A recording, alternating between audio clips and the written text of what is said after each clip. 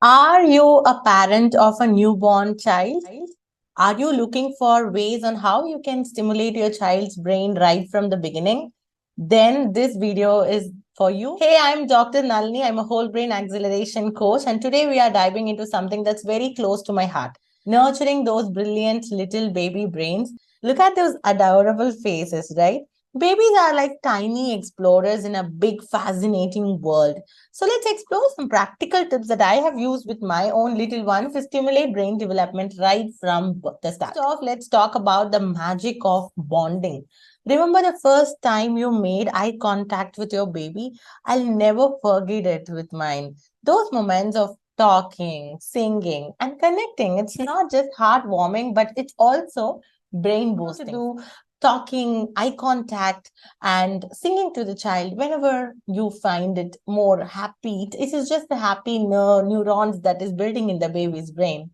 The second thing that I want to mention is tummy time.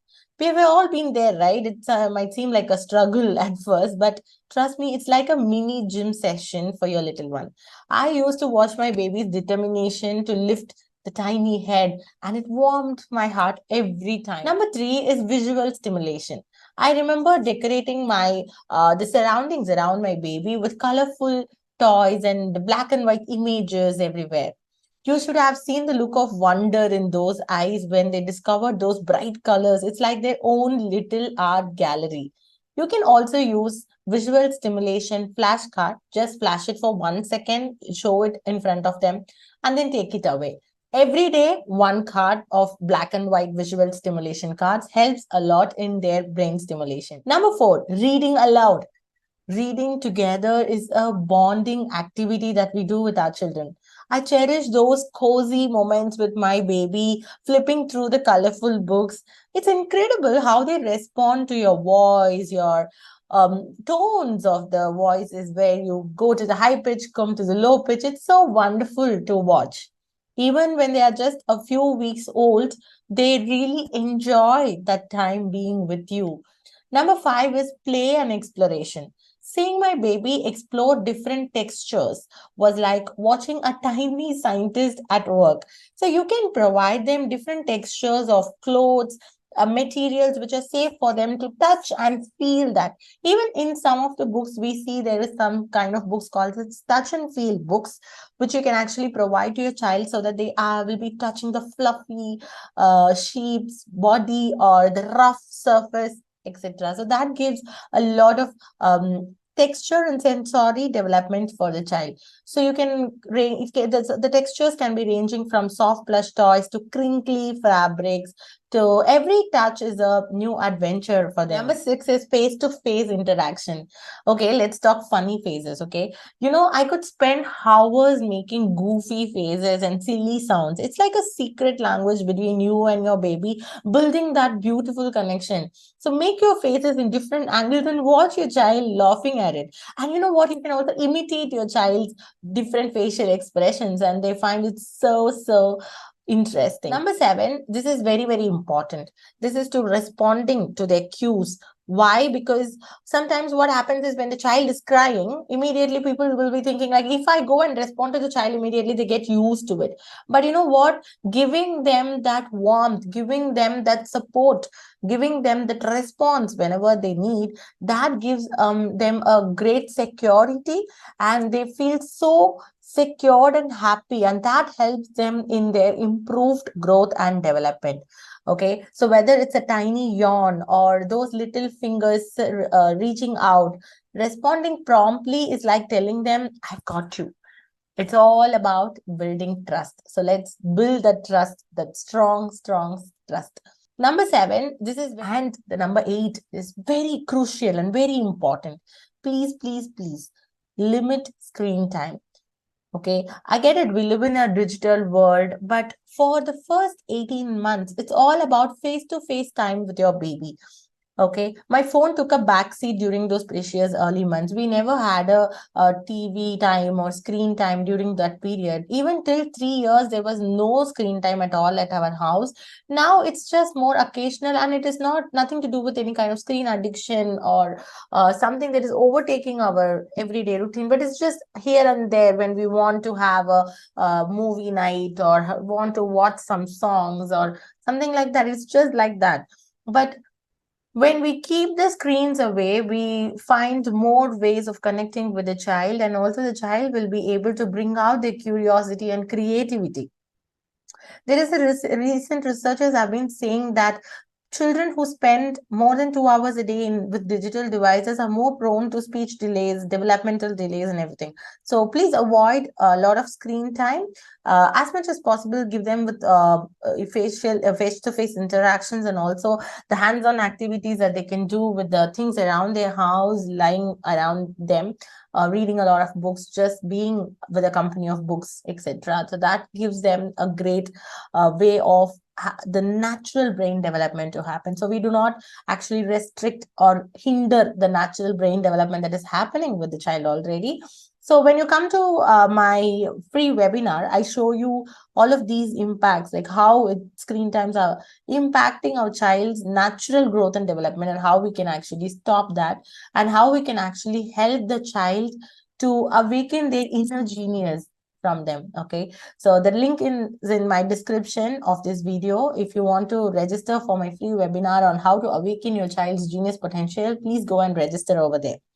Number 9 is establishing a routine. A routine establishment is definitely a game changer for me. Having predictable schedules made my life easier for both of us, for me and also for my daughter. So it is also very incredible that how babies thrive on that sense of security. So if you have not yet established any kind of routine, I would suggest you to think about what is the rhythmic patterns that you want to see or set up in your day.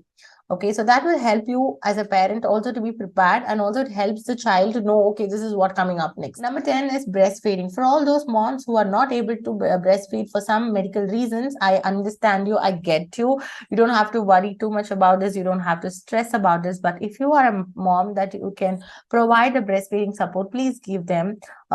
So it is very important, and that is a very magical moments of bonding that you can share with your child. And also breast milk is like a liquid gold for your baby's brain. Number 11 is providing a safe environment. Baby proofing the house, let me tell you, it's a journey. But creating a safe space for them to explore without any worries is worth every corner cushion and cabinet lock, right? So it's not about baby proofing the entire place, like not letting the child go and explore, but creating that safe environment where you can let them freely explore the environment. So if you find there is a sharp edges or cabinet locks which is very difficult of to baby proof, just be supervising, keep supervising them, and also give them that spaces where they can crawl, they can go, they can stand with support, they can start walking with support, etc. So give them that safe exploration in the house, gives them great brain stimulation throughout the day, where you don't have to go and set up any activities, but they are actually learning through their environment, right? And the last one is seeking professional guidance. Finally, if you have ever concerns or questions about your baby's development, don't hesitate to reach out to your pediatrician or a child developmental specialist. It is very important to get things right from the beginning. So if you feel that there is something which is bothering you, go and check it out with a child development specialist instead of randomly asking some Instagram bloggers or YouTube bloggers. I would suggest you to go and consult with your pediatrician or a child development specialist for that matter. And having prevention is better than cure. If you feel that your child is not speaking a word even after 18 months, it is better to go and consult a pediatrician or a speech language pathologist instead of thinking, okay, boys will talk late, or my child may let me wait till they turn 2 years, etc. So if you feel that there is something which is not on the right way, so get help, get support. And on the whole, I want to mention something to you. Please trust your motherly intuition, because nothing else can guide you better than your motherly intuition, because the moms are highly intuitive especially when it comes to their children. Whenever a child cries, right? So everybody used to think like, okay, the child is hungry, that's why the child is crying. But only a mom knows like why exactly the child is crying, whether it is because of the hunger, or it does they have any pain, or they are not feeling comfortable, or they are feeling overstimulated. What is the exact reason why the child is crying? Only the mom knows. How do they know? Because of the motherly intuition, because the child doesn't speak yet, the child isn't able to communicate yet, but only the mom knows. So every single thing, I would strongly suggest you to trust your motherly intuition and take decisions accordingly. Don't get influenced by what things happening from the around the world that you consume from the content or from the people, but trust your motherly intuition and seek support whenever it's required and whenever you feel that is very important for you to get thing. Okay. So yeah, that's a wrap, lovely viewers. I hope these tips and personal stories bring you closer to your little one and their remarkable journey of growth. Remember, we are all in this together, learning and growing as parents. If you find this video helpful, or if you have your own experiences to share, don't forget to hit the like button, subscribe to our channel, and let's keep the conversation going in the comments below. Thank you so much for tuning in. And if you would like to register for my free webinar on how to awaken your child's genius potential, the link is right there in the description. Go and register for my next webinar, and also follow me in Instagram to catch the daily snippets of my life. I'll meet you again in another video. Bye bye. Thank you so much for tuning in.